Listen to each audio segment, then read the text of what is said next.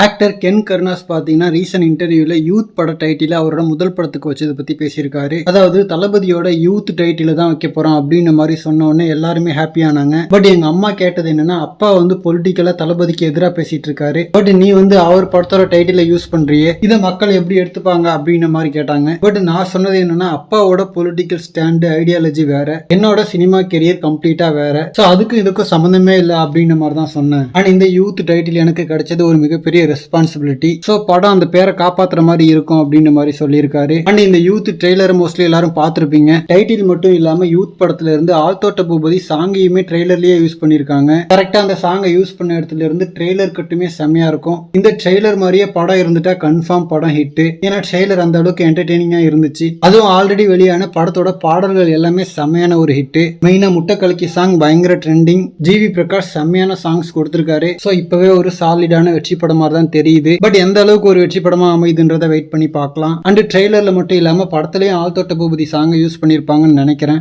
Actually ஆழ்தோட்ட Boopathi சாங்க வாரிசு படத்துல ரீமிக்ஸ் பண்ணி யூஸ் பண்ண போறாங்கன்ற மாதிரிலாம் முன்னாடி ரூமர் வந்துச்சு. பட் ஆனா டூரிஸ்ட் ஃபேமிலி படத்துல யூஸ் பண்ணிருந்தாங்க. அதுக்கப்புறம் இப்போ இந்த யூத் படத்துலயும் யூஸ் பண்ணிருக்க மாதிரி தெரியுது. ஓகே ஃப்ரெண்ட்ஸ், இந்த படம் எப்படி இருக்க போகுதுன்றதை வெயிட் பண்ணி பார்க்கலாம். தேங்க்யூ.